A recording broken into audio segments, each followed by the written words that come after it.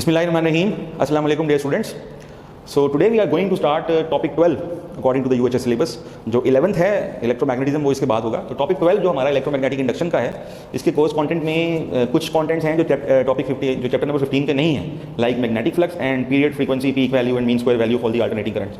तो ये हमारा लेक्चर नंबर 1 होगा. इसके अलावा चैप्टर नंबर 15 में से हम फैराडेज लॉ पढ़ेंगे, लेंज़ेस लॉ पढ़ेंगे, the concept of induced EMF पढ़ेंगे, तो ट्रांसफार्मर पढ़ेंगे. तो ये जो टॉपिक्स हैं, मैग्नेटिक फ्लक्स हो गया और इसके अलावा alternating current and use of the equation V equal to V not sine omega t हो गया और ये हो गया.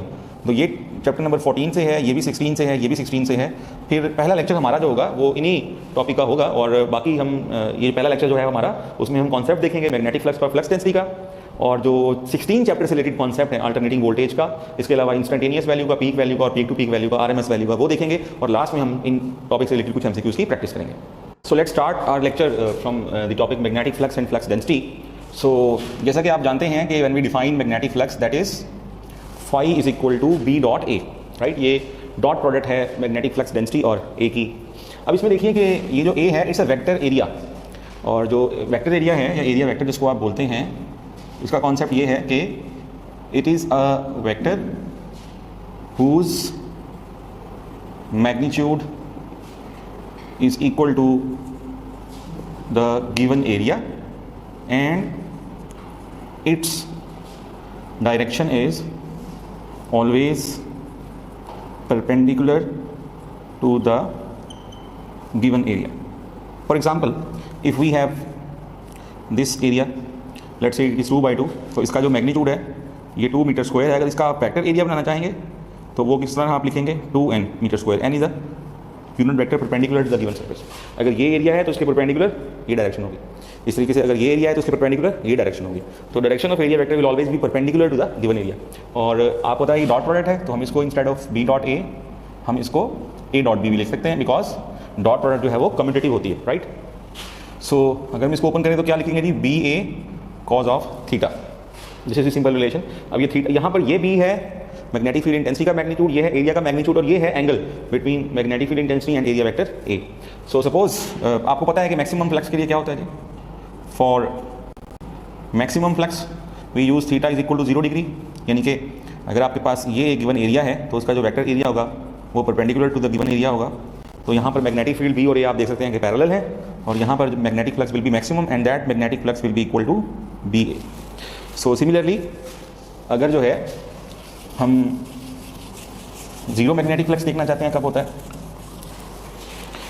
So zero magnetic flux is और मिनिमम मैग्नेटिक फ्लक्स में उसकी मिनिमम वैल्यू कैसे आती है कि सपोज ये आपके पास गिवन एरिया है, इसका area vector perpendicular to the given area, और ये मैग्नेटिक फील्ड है. इसमें देखिए the angle between B and A is 90 degree. अब यहाँ पर देखिए जो मैग्नेटिक फील्ड इंटेंसिटी B है it is perpendicular to area vector, but B is parallel to area, क्योंकि एरिया और एरिया वेक्टर आपस में परपेंडिकुलर होते हैं. और यहाँ पर B is perpendicular to area vector, लेकिन B is perpendicular to area but B is parallel to area vector over here. So this is the condition for the maximum flux and for the minimum flux we use this condition. यानी कि अगर आपसे ये पूछा जाए कि magnetic field intensity area के तो वो पैरेलल होगी मिनिमम फ्लक्स के लिए, जबकि मैग्नेटिक फील्ड एरिया वेक्टर के लिए क्या होगी, परपेंडिकुलर होगी. और इस केस में आप जानते हैं कि phi is equal to BA cos of 90 degree हो जाएगा, cos 90 0, so we will have zero flux. So flux की जो मैक्सिमम वैल्यू है वो BA है. अब यहाँ से एक क्वेश्चन आ सकता है, फॉर एग्जांपल आपसे पूछा जा सकता है कि the magnetic flux is half of its maximum value. So what is theta, what is the angle between magnetic field B and area vector A. कैसे करेंगे, देखें जो मैग्नेटिक फ्लक्स है उसका फार्मूला क्या होता है, BA cos थीटा. हमने कहा ये जो मैग्नेटिक फ्लक्स है वो अपनी मैक्सिमम वैल्यू का हाफ है, यानी कि हम लिखना चाह रहे हैं मैक्सिमम वैल्यू का हाफ, यानी कि 1/2 BA. तो यहाँ से BA से कैंसिल आउट हो गया, तो we know that cos theta is equal to 1/2, theta is equal to cos inverse 1/2, और ये किस पे होता है जी, 60 डिग्री पे होता है. तो इस तरीके से किसी भी कोई भी वैल्यू ऑफ फ्लक्स देके आपसे थीटा पूछा जा सकता है, राइट. या B और A की वैल्यू देके आपसे थीटा पूछा जा सकता है और फ्लक्स की वैल्यू देके. सो इस तरह के क्वेश्चन जो है वो आपकी कमांड में होने चाहिए. इसके अलावा यहीं से एक और कॉन्सेप्ट भी आता है, और इसके अलावा आप देखिए लीजिए कि यूनिट ऑफ मैग्नेटिक फ्लक्स क्या होता है, और मैग्नेटिक फ्लक्स के यूनिट को in terms of base unit भी आपको लिखना आना चाहिए. For example phi is equal to BA, इसका जो यूनिट है वो वेबर होता है फ्लक्स का. सो B इज न्यूटन पर एम्पेयर पर metre into A is metre, square. So ये इसे कैंसिल आउट हो गया, ये न्यूटन मीटर पर एम्पेयर आ गया। अब न्यूटन आपको पता है कि किलोग्राम मीटर पर सेकंड स्क्वायर होता है, 7 मीटर आ गया, ओवर एम्पेयर आ गया। तो ये क्या आ गया आपके पास, kilogram metre square S-2 A-1। So that is how we can write the unit of magnetic flux weber in terms of base unit. आपने भी देखा कि जो मैक्सिमम फ्लक्स है वो BA होता है, तो यहाँ से अगर आप B निकालें तो वो क्या होता है 5/A। तो ये जो रेशो है magnetic flux to the area of the coil, उसको हम B बोलते हैं, और इसको हम कैसे डिफाइन कर सकते हैं, फ्लक्स पर यूनिट एरिया। तो इसका यूनिट क्या बन जाता है आपके पास, फिर ये जो B है इसको हम बोलते हैं फिर फ्लक्स डेंसिटी। और अगर आप इसका यूनिट देखना चाहें तो इसका यूनिट क्या बनेगा, वेबर पर मीटर स्क्वायर। और आप जानते हैं कि B का एक यूनिट न्यूटन पर एम्पेयर पर मीटर भी है। So this means that newton पर एम्पेयर पर metre is equal to weber over metre square. So ये कुछ इंपॉर्टेंट चीज़ें हैं जो कि आप देख सकते हैं अबाउट दिस टॉपिक। अब इसमें से कुछ क्वेश्चंस की हम प्रैक्टिस कर लेते हैं ताकि हमें पता लग जाए कि कौन से टिपिकल क्वेश्चन इससे पूछे जा सकते हैं। तो इस सिलसिले में पहला क्वेश्चन देखिए, कॉइल ऑफ 100 टन्स, आपके पास कॉइल है एक, उसमें 100 टन्स है एंड एरिया 5 स्क्वायर सेंटीमीटर, जो एरिया है that is 5 centimetre square, is placed in a magnetic field of 0.2 tesla, 0.2 T magnetic field है। Okay, now the normal to the plane of the coil makes an angle of 60 degree with the direction of the magnetic field. Normal to the plane of the coil किसकी direction होती है, area vector की होती है। इसका मतलब है दी गई स्टेटमेंट में वो कह रहा है कि जो एरिया है, जो गिवन एरिया है आपके पास, उसकी वेक्टर एरिया की और मैग्नेटिक फील्ड की जो डायरेक्शन है, जो एंगल है वो कितने का बनेगा, 60 डिग्री का बनेगा। यानी कि angle between B and A वो आपको बता रहा है कि वो 60 डिग्री का बनेगा। The magnetic flux link with the coil, coil का साथ जो टोटल मैग्नेटिक फ्लक्स लिंक होगा वो होगा NBA cos theta. So n is 100 means 10⁻², B is what 0.2 multiply by area, area क्या है आपके पास 5 × 10⁻⁴ metre square, so that is 5 × 10⁻⁴। And what is the angle cos 60, cos 60 is 1/2, right. तो ये क्या हो जाएगा आपके पास, ये आ जाएगा 1/2 आ जाएगा। सो इसको आप क्या लिख सकते हैं, अगर आप एक यहाँ से पॉइंट खत्म कर दें तो फिर ये 1 आ जाएगा, ये 2 से कैंसिल आउट हो गया, राइट। तो ये क्या आ जाएगा 50 × 10⁻⁴ या 5 × 10⁻³ weber. So the correct option will be option A। इसी तरीके से एक और क्वेश्चन देखिए, this question is also about the concept of magnetic flux. Question है कि the magnetic flux through an area of 4 metre square, area आपके पास 4 मीटर स्क्वायर है और ये किस प्लेन में पड़ा हुआ है, ये पड़ा हुआ है XZ प्लेन में। जो एरिया है वो कहाँ पड़ा हुआ है, XZ प्लेन में पड़ा हुआ है। और जो मैग्नेटिक फील्ड है B, मैग्नेटिक फील्ड B है 4I + 3J, राइट। सो हमने जो मैग्नेटिक फ्लक्स मालूम करना है उसका फार्मूला क्या होता है हमारे पास, B.A। अब देखिए हमें एरिया गिवन है और हमें ये भी पता है कि जो एरिया वेक्टर होता है वो हमेशा एरिया के परपेंडिकुलर होता है। तो यहाँ पर जो कॉरिस्पॉन्डिंग B दी हुई है वो लिखेंगे 4I + 3J डॉट एरिया क्या होगा, एरिया वेक्टर क्या होगा 4XZ के परपेंडिकुलर क्या होता है, Y होता है ना, और Y का यूनिट वेक्टर क्या होता है J। तो ऐसा एरिया जो 4 मीटर स्क्वायर है इन XZ प्लेन, उसका एरिया वेक्टर क्या होगा 4J। अब आप इनकी डॉट प्रोडक्ट अगर आप ले लेंगे तो ये तो 0 हो जाएगा, तो J को जैसे मल्टीप्लाई करेंगे तो ये 12 वेबर आ जाएगी। सो इसका जो करेक्ट ऑप्शन होगा that will be option C, 12 weber. So ये तो एक छोटा सा आर्टिकल था जो कि चैप्टर नंबर 14 में से इलेक्ट्रोमैग्नेटिक इंडक्शन के टॉपिक में इंक्लूडेड था। अब हम जो है इसी जो टॉपिक है EMI, इसमें जो 16 चैप्टर वाला कुछ पोर्शन है, स्टार्ट वाला अल्टरनेटिंग करंट और अल्टरनेटिंग वोल्टेज वाला, उसको भी हम पहले कर लेते हैं और फिर जो है हम लास्ट में इलेक्ट्रोमैग्नेटिक इंडक्शन को स्टार्ट करेंगे। सो अभी हम देखते हैं अल्टरनेटिंग करंट और अल्टरनेटिंग वोल्टेज। अल्टरनेटिंग करंट, तो अल्टरनेटिंग करंट या वोल्टेज ऐसा वोल्टेज होता है जो अपनी पोलैरिटी को चेंज करता है आपकी बुक के मुताबिक हर हाफ साइकिल के बाद। ये 0, ये T, ये T/2। तो T/2 के बाद आप देख रहे हैं कि ये अपनी पोलैरिटी चेंज कर रहा है। This is the positive half of the cycle, then this is the negative half of the cycle. So ये it will keep on changing its polarity. इस तरह का वोल्टेज की इक्वेशन क्या होती है आपके पास, V = V0 sin of theta. तो ये इक्वेशन होती है। अगर आप इस तरह का वोल्टेज जो है वो प्रोवाइड करें एक रजिस्टर को, अल्टरनेटिंग वोल्टेज जिसकी इक्वेशन होती है V = V0 sin थीटा, तो देखिए अगर इस तरह का सिग्नल है तो for the first half of the input cycle ये वाला एंड पॉजिटिव है, ये वाला एंड नेगेटिव है, तो करंट की डायरेक्शन ये होगी। और for the negative half of the input cycle current की डायरेक्शन क्या हो जाएगी, रिवर्स हो जाएगी। तो फर्स्ट हाफ के लिए करंट अगर इस डायरेक्शन में फ्लो कर रहा है तो सेकंड हाफ के लिए करंट इस डायरेक्शन में फ्लो करेगा। तो एक मरतबा वो अपनी पोलैरिटी को रिवर्स करेगा, यानी कि यहाँ ये तो स्टैंडर्ड है, उसके बाद यहाँ से वो ऐसे हो गया, राइट। ये बुक में भी लिखा हुआ है कि changes polarity once in each cycle. अब ये जो इक्वेशन है v is equal to we not sine theta, तो ये जो अल्टरनेटिंग वोल्टेज है या जो अल्टरनेटिंग करंट है, basically they are phasor quantities, right. अगर अल्टरनेटिंग करंट भी आप लिखेंगे तो कैसे लिखेंगे, I is equal to i not sine theta. सो I is equal to i not sine theta या v is equal to we not sine theta, या चैप्टर नंबर 7 में ऑसिलेशन वाले चैप्टर में आपने पढ़ा था x is equal to x not sine theta. ये ऑल दीज आर फेजर्स, ये फेजर्स हैं और phasors just behave like vectors. तो हम देखेंगे कि हम इनको एज अ फेजर रिप्रेजेंट कैसे कर सकते हैं, लेकिन पहले हम ये देखते हैं कि हम इसी एक इक्वेशन को मुख्तलिफ तरीकों से कैसे लिख सकते हैं। फॉर एग्जाम्पल इसी इक्वेशन में अगर हम जो है वैल्यू पुट करते हैं थीटा की, तो it will be equal to sine theta की जगह ओमेगा टी लिख दीजिए। बाजू का कुछ एडिशनल फेज डिफरेंस भी होता है। एक बात याद रखिए, साइन के बाद जो कुछ भी लिखा होगा ना वो एंगल होगा, वो उसको फेज बोलते हैं। साइन से पहले जो है वो पीक वैल्यू लिखी होगी और साइन के बाद क्या लिखा होगा, एंगल लिखा होगा। तो चाहे यहाँ पे ओमेगा टी आ जाए या ओमेगा टी प्लस फाई आ जाए, बेसिकली वो क्या है, वो फेज है।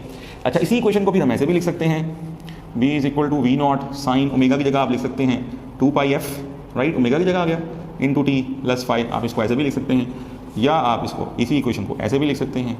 तो you can use any equation, depend करता है ना कि आपको जो न्यूमेरिकल है वो कैसे जो है वो दिया गया। फॉर एग्जांपल अगर आपको न्यूमेरिकल दिया गया v is equal to 10 sine 100 pi t और आपसे कहा जाता है कि जी फ्रीक्वेंसी मालूम करें, सो क्या करेंगे, इसी को ज़रा मॉडिफाई करें 10 इंटू साइन, क्या मैं इसको ऐसे लिख सकता हूँ 2 पाई इंटू 50 इंटू टी। तो अगर आप इसको इसी इक्वेशन के साथ कंपेरिजन करें तो v इज इक्वल टू क्या आ जाएगा, v not into sine 2πf into t. आप इस फेज को इग्नोर भी कर सकते हैं। सो बाय कंपैरिजन आपको समझ आ जाएगी कि यहाँ पर जो फ्रीक्वेंसी है वो कितनी है जी, 50 हर्ट्ज है। अगर आपसे टाइम पीरियड पूछ लिया जाता है तो ये 1/50 आ गया, राइट। अब इसका 10⁻1 इसको लिख देंगे, ऊपर जाके वो क्या हो जाएगा 10⁻−1, 1/2, 1/5 क्या होता है 0.2, तो 0.2 इंटू 10⁻1 या 2 इंटू 10⁻2 आ गया, या 20 इंटू 10⁻3 आ गया, और ये क्या बन गया, मिली सेकेंड। तो एक ऐसी फ्रीक्वेंसी जिसका टाइम पीरियड 50 हर्ट्ज है, तो उसकी कोरिस्पॉन्डिंग जो फ्रीक्वेंसी अगर 50 हर्ट्ज है तो उसके कोरिस्पॉन्डिंग जो टाइम पीरियड आएगा वो क्या आएगा, 20 मिली सेकेंड आएगा, राइट। सो डिपेंड करता है कि आपके पास दिया क्या हुआ है, उसी लिहाज से आप इन फार्मूलाज में से कोई फार्मूला यूज़ भी करेंगे, right. So let's take a standard equation और फिर हम देखते हैं कि उस स्टैंडर्ड इक्वेशन को हम इन टर्म्स ऑफ टाइम वगैरह कैसे लिख सकते हैं। फॉर एग्जाम्पल ये आपके पास एक सिग्नल है, एक अल्टरनेटिंग सिग्नल है, ये कंप्लीट टाइम पीरियड में एक सिग्नल कंप्लीट हो गया, ये t/2 है, यहाँ से लेकर यहाँ तक अगर t/2 है तो उसका हाफ क्या होगा, t/4 होगा। तो 1t/4, 2t/4 और ये क्या होगा, ये होगा 3t/4, राइट। तो इधर t है और जो है इधर लेट्स से के वोल्टेज है। अब इसी ग्राफ को हमने, ये वोल्टेज टाइम ग्राफ को वोल्टेज थीटा ग्राफ में चेंज करना है। तो ये देखिए इक्वेशन आपके पास है, v is equal to we not sine 2π/t into small t, right. This small t is instantaneous time and this capital t is time period. So time period will not change. अगर वो generator का coil smoothly घूम रहा है, उसकी angular frequency constant रहती है, तो इट कैन नॉट चेंज, तो फिर ये टी स्मॉल चेंज होगा। अब देखिए अगर आपने इसके कॉरिस्पॉन्डिंग जो है वो ग्राफ बनाना है, राइट, थीटा का ग्राफ बनाना है, तो देखें टी की वैल्यू यहाँ रखते जाएं। फॉर एग्जांपल अगर टी की वैल्यू 0 रखेंगे, this will be the point, T की जगह यहाँ पे आप t/4 रखें तो थीटा कितना आ जाएगा, साइन कितना आ जाएगा 2π/t इंटू t/2, राइट। तो ये आपके पास अगर t/2 रखेंगे तो पाई आ जाएगा, t/4 रखेंगे तो क्या आएगा, π/2 आ जाएगा, फिर यहाँ पे π/2 आ जाएगा। इसका मतलब है कि इस कॉरिस्पॉन्डिंग टाइम पे जो एंगल होगा वो क्या होगा, π/2 होगा। इस कॉरिस्पॉन्डिंग टाइम पे जो भी हमने निकाला था एंगल पाई होगा, इस कॉरिस्पॉन्डिंग टाइम पे जो एंगल होगा वो क्या होगा, 3π/2 होगा। और इस कॉरिस्पॉन्डिंग टाइम पे यहाँ पे अगर आप स्मॉल टी की जगह कैपिटल टी रख दें तो कॉरिस्पॉन्डिंग जो फेज होगा वो क्या होगा, 2π होगा। तो ये जो डायग्राम है वो आपको ऐसे भी याद होनी चाहिए और ऐसे भी याद होनी चाहिए। हो सकता है आपसे पूछ लीजिए कि जी at a time of t/2 the corresponding phase तो आप कहेंगे पाई है, तो इस तरीके से इनको आप बाई कंपैरिजन जो है वो देख लीजिएगा, राइट जी। सो अब हमारे पास कुछ बेसिक टर्म्स हैं जिनको हम देखेंगे, इनके कॉन्सेप्ट को समझेंगे और फिर उसके बाद इनसे रिलेटेड एमसीक्यूज की प्रैक्टिस करेंगे। सबसे पहले एक बात चीज़ देखिए कि suppose this is the standard form of the phasor, right. और हमने कहा कि phasors just behave like vectors. तो how to represent a phasor, एक फेजर में 3 चीज़ें होती हैं, साइन के बाद फेज होता है, राइट। फेज के बारे में हम चैप्टर नंबर 7 में पढ़ चुके हैं। साइन से पहले क्या लिखा होता है जी, इट्स अ पीक वैल्यू, ये पीक वैल्यू होती है। और this is what, this is the instantaneous value, right. तो how to represent a phasor, या हमने एक फेजर को रिप्रेजेंट कैसे करना है, हमने ये तीनों चीज़ों को एक फेजर में रिप्रेजेंट करना है। एक बात याद रखिए, फेजर हमेशा एंटी क्लॉकवाइज घूमता है। इस वेक्टर की जो लेंथ होगी उसका जो मैग्नीट्यूड होगा वो आपको v नॉट देगा, पीक वैल्यू देगा। ये जो थीटा है हमेशा एंटी क्लॉकवाइज फेजर होता है, तो फेज आपको यहाँ से ये वाला एंगल देगा। अब ये v कैसे आएगा, अगर आप इसके 2 हिस्से कर लें तो देखिए एक हिस्सा ये हो गया और एक हिस्सा ये हो गया। थीटा के सामने वाला कंपोनेंट हमेशा साइन का होता है, so this is v not sine theta. यही v नॉट साइन थीटा यहाँ तक भी आ सकता है, so this is v not sine theta. तो ये v नॉट साइन थीटा किसके बराबर है, v के बराबर है। अब देखिए इस वेक्टर की लेंथ v को रिप्रेजेंट करेगी, इसकी लेंथ जो है वो v0 को रिप्रेजेंट करेगी, और ये थीटा यहाँ से रिप्रेजेंट होगा। So this is how we can represent a vector. जैसा कि मैंने आपको बोला, आपको पता है कि इंस्टेंटेनियस वैल्यू किसी भी पॉइंट पे किसी भी टाइम पे वैल्यू है वोल्टेज की, v0 is the peak value. For example अगर आपके पास ये एक अल्टरनेटिंग सिग्नल है, राइट, सो ये 0 वोल्ट है, ये 10 वोल्ट है, ये -10 वोल्ट है, इधर वोल्टेज है, इधर फॉर एग्जाम्पल टाइम है, जो भी है।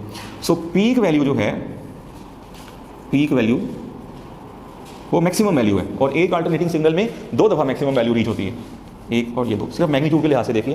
तो एक अल्टरनेटिंग सिग्नल में पीक वैल्यू 2 मरतबा जो है वो आती है। एक होता है कॉन्सेप्ट आपके पास peak to peak value. So what is peak to peak value? Peak to peak value क्या होती है? ये देखिए, पॉजिटिव हाफ और नेगेटिव हाफ के दरमियान ये जो डिस्टेंस है, यानी कि ये कितना है? अब आप कहेंगे सर +10 -10 0, नहीं, ये 20 है। तो पीक टू पीक वैल्यू है, उसको हम VPP बोलते हैं। This is 2 times the peak value. For example देखिए, अगर ये नंबर लाइन है, ये 0 है, ये -10 है और ये +10 है, तो -10 और +10 के दरमियान कितने का गैप है? 20 का गैप है ना। तो ये फॉर्मूला याद रखिए कि VPP यानी कि peak to peak value is 2 times the peak value, और वो पीक वैल्यू आप यहाँ से देख भी सकते हैं। सो ये तो रिलेटिवली ईजियर कॉन्सेप्ट थे। अब हम एक सबसे इंपॉर्टेंट कॉन्सेप्ट है इस चैप्टर में जिसको हम पढ़ने जा रहे हैं, और वो है the concept of RMS value, right. और ये कॉन्सेप्ट स्टूडेंट इसलिए भी ज़रूरी है कि when we talk about AC circuits तो वी यूज़ RMS वैल्यू। देखिए, पहली बात तो ये है कि एक लाइन लिख भी लीजिए कि average value of AC over a complete cycle is 0। कैसे 0 है? देखिए, ये पॉजिटिव साइकिल होता है, ये नेगेटिव साइकिल होता है। अगर इसकी पीक वैल्यू 10 वोल्ट है, इसकी -10 है, तो इसकी एवरेज तो 0 आ गई। So average value of AC over a complete cycle is equal to 0।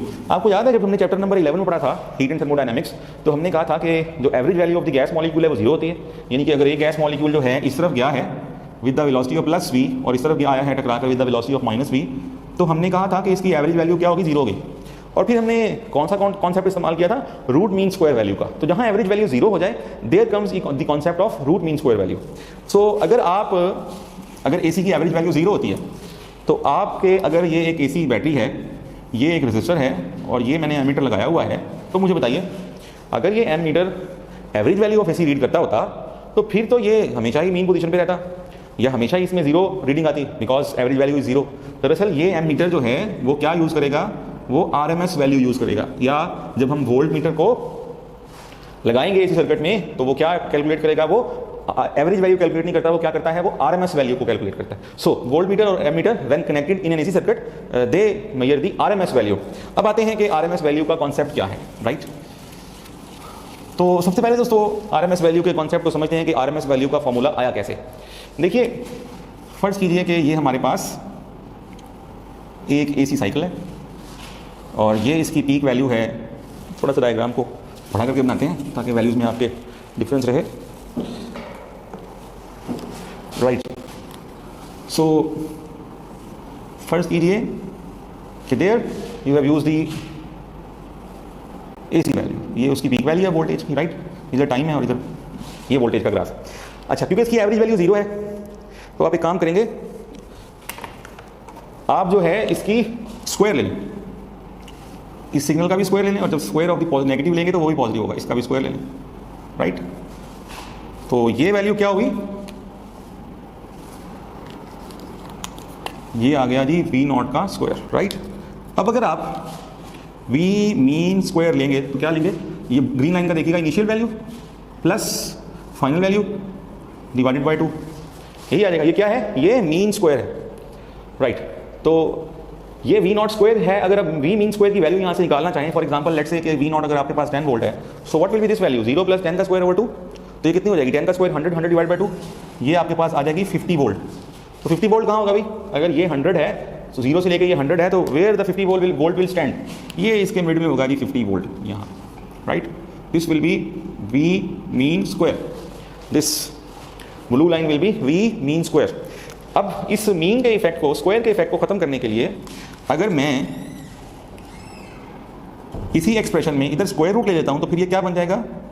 V root mean square. And if you solve this, तो we will get RMS VRMS will be equal to V0 square root over 2 square root, तो ये आ जाएगा V0 over 2 square root. So let if V0 is 10 volt, तो ये आ जाएगा 1 over square root 2 into 10, तो ये होता है 0.707। इसको 10 से मल्टीप्लाई करेंगे तो ये क्या बन जाएगा?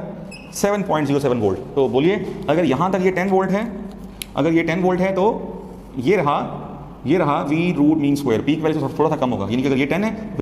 सो जस्ट देखिए कि just like the DC value, जो आरएमएस वैल्यू है वो भी प्योर डीसी की तरह है। ये रेड लाइन देखिए, ये कांस्टेंट वैल्यू है, राइट। एसी सर्किट में जो ये आरएमएस वैल्यू होती है ये डीसी का इक्विवेलेंट होती है। अब हम इसकी डेफिनेशन की तरफ आएंगे। पहले मैंने आपको इसकी डेरिवेशन दिखा दी कि कैसे आप ये फार्मूला लेते हैं, V R M S is equal to we naught over square root 2। अब हम देखते हैं कि हम आरएमएस वैल्यू को डिफाइन कैसे कर सकते हैं।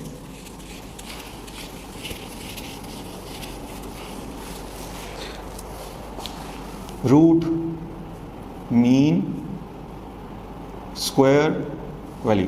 सो you define root mean square values in few different ways. हम कह सकते हैं कि effective value of AC is called root mean square value, या virtual value of AC is called root mean square value, या value of AC that produces the same heating effect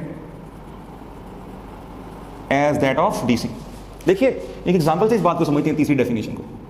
suppose ये आपके पास एक एसी है, AC current है जिसकी peak value कितनी है 10 एम्पियर है, राइट। और ये आपके पास एक डीसी है 10 एम्पियर कांस्टेंट वैल्यू।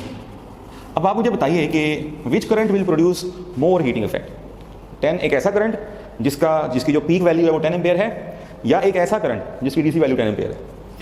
तो अगर आप कहते हैं कि ये वाला ज़्यादा हीटिंग इफेक्ट प्रोड्यूस करेगा, देखिए ये तो पूरे साइकिल में सिर्फ 2 मरतबा 10 होगा, बाकी ये 0 है, यहाँ 0 है, ये देखें 1 है, ये 2 है, ये 3 है, ये 5 है, ये 8 है, 9 10 है, बाकी तो पूरे साइकिल में ये 10 से कम रहता है। जबकि ये जो है डीसी ये मुस्तकिल तौर पर 10 एम्पियर रहता है। तो अगर आप मुझे कहते हैं कि सर हम ये चाहते हैं कि जितना हीटिंग इफेक्ट, देखें ना, अगर इस तरह का करंट जिसकी पीक वैल्यू 10 एम्पियर है वो किसी रेजिस्टर से गुजरे तो कुछ ना कुछ हीटिंग इफेक्ट प्रोड्यूस तो करेगा ना। तो अगर आप मुझसे ये सवाल करते हैं कि सर जितना हीटिंग इफेक्ट ये 10 एम्पियर प्रोड्यूस करता है तो यहाँ पर कितने एम्पियर डीसी प्रोड्यूस करेगा, तो मैं क्या कहूँगा वी आर एम एस, या आई, यहाँ इस केस में I R M S is I naught over square root 2, I naught is 10 over square root 2, तो 1 ओवर स्क्वायर रूट 2 इंटू 10 ये 0.707 होता है। लीजिए, तो अगर आप इसका मुकाबला एक ऐसे एसी का जिसकी पीक वैल्यू, एक ऐसा एसी जिसकी पीक वैल्यू 10 एम्पियर है, अगर आप इसका मुकाबला एक ऐसे एसी से करवाते हैं जो कि 0.707 है, 7.07 एम्पियर है, तो फिर इन दोनों का हीटिंग इफेक्ट बराबर होगा।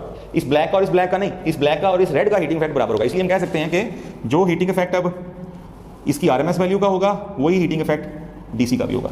सो दैट इज वाई मैंने लिखा कि it's a value of AC that produce the same heating effect of as that of DC. एक बड़ा ही इंपॉर्टेंट पॉइंट है डियर स्टूडेंट्स, जो अक्सर औकात जो है वो आपसे पूछा जा सकता है। देखिए हमें पता है कि जो आरएमएस वैल्यू है, ये आरएमएस वैल्यू है, ये है VP over square root 2, right. जबकि जो वोल्टेज का फार्मूला है, अल्टरनेटिंग वोल्टेज का जो रिलेशन है, that is simply written as V is equal to we not sine theta. So at theta is equal to 45 degree, अगर आप ये वाला फेज एंगल यहाँ पुट करें तो देखें V will be equal to we not into sine of 45 degree, V is equal to we not sine 45 क्या आएगा जी 1 over square root 2। So V naught over square root 2, ये तो आरएमएस वैल्यू के बराबर नहीं। आरएमएस वैल्यू भी तो यही होती है ना, यानी कि अगर आप इसको नॉट से रिप्रेजेंट करने की बात है। तो मैं अगर आपसे क्वेश्चन करूं कि at what phase angle the value of AC या instantaneous value of AC becomes equal to RMS value, तो आप क्या कहेंगे 45 डिग्री, यानी कि 45 डिग्री पर वोल्टेज की इंस्टेंटेनियस वैल्यू और उसकी आरएमएस वैल्यू आपस में क्या हो जाते हैं, बराबर हो जाते हैं। तो very important point two understand. अब जो है, जबकि हमने देख लिया कि आरएमएस वैल्यू का कॉन्सेप्ट क्या होता है, एक बात याद रखिए, अगर कोई न्यूमेरिकल ऐसा है ना जिसमें लिखा हो कि इन an AC circuit volt meter reads 250 volt, तो ये 250 वोल्ट क्या होगी, ये 250 वोल्ट गिवन वोल्टेज की पीक वैल्यू नहीं होगी, ये आरएमएस वैल्यू होगी, राइट। क्योंकि मैंने जैसे पहले आपको बताया कि जो वोल्ट मीटर है या एम मीटर है, when they are connected in an AC circuit then they measure the RMS values. सो कुछ हम प्रैक्टिस करते हैं इनसे रिलेटेड क्वेश्चंस की। पहला क्वेश्चन देखिए जी, we have the question v is equal to VP sine omega t plus pi by 3, और लिखा हुआ है when will be the voltage will be maximum for the first time. देखिए एक्सटेंडेड वोल्टेज मैक्सिमम कब होता है, किस एंगल पे होता है, ये 0, ये 2 पाई, ये पाई पहली मरतबा मैक्सिमम यहाँ होता है ना, पाई बाय 2 पे होता है ना। इसका मतलब है ये जो फेज है omega t plus pi by 3, इसको आप पाई बाय 2 के बराबर कर दीजिए। तो उस वक्त हमने यहाँ से स्मॉल टी की वैल्यू निकालनी है, तो omega T is pi by 2 minus pi by 3, LCM 6 आ गया, ये आ गया 3 pi minus 2 pi, pi by 6 और ओमेगा क्या आ गया जी 2 pi by T into small T, ये इसे कैंसिल आउट हो गया, T is equal to T by 12। तो ये हमने इंस्टेंटेनियस टाइम निकालना था। तो देखें at the time t by 12 this voltage will reach its maximum value for the first time. So इस तरीके से एक और क्वेश्चन देखिए अबाउट दी अल्टरनेटिंग वोल्टेज और करंट। क्वेश्चन है कि in AC circuit we have I is equal to 100 sine 200 pi t, right. The time required for the current to achieve its peak value will be. देखिए peak value कब होती है, ये 0 है, ये t है, ये t/2 है, और पीक वैल्यू कब आती है, t/4 पे आती है। इसका मतलब है हमने ये मालूम करना है t/4। सबसे पहले t मालूम कीजिए, आप इसको ज़रा डिफरेंट तरीके से लिख लीजिए।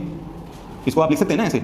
अब इसको आप स्टैंडर्ड इक्वेशन से कंपेयर कीजिए, i = I0 sin 2π/ft। तो फ्रीक्वेंसी आपको पता लगेगा कि 100 हर्ट्ज है। अगर फ्रीक्वेंसी 100 हर्ट्ज है तो टाइम पीरियड क्या हो गया, 1/100 सेकंड। हमने t/4 मालूम करना है, इधर भी 4 से डिवाइड कर दें और इधर भी 4 से डिवाइड कर दें, तो वो कितना हो जाएगा 1/400 सेकंड।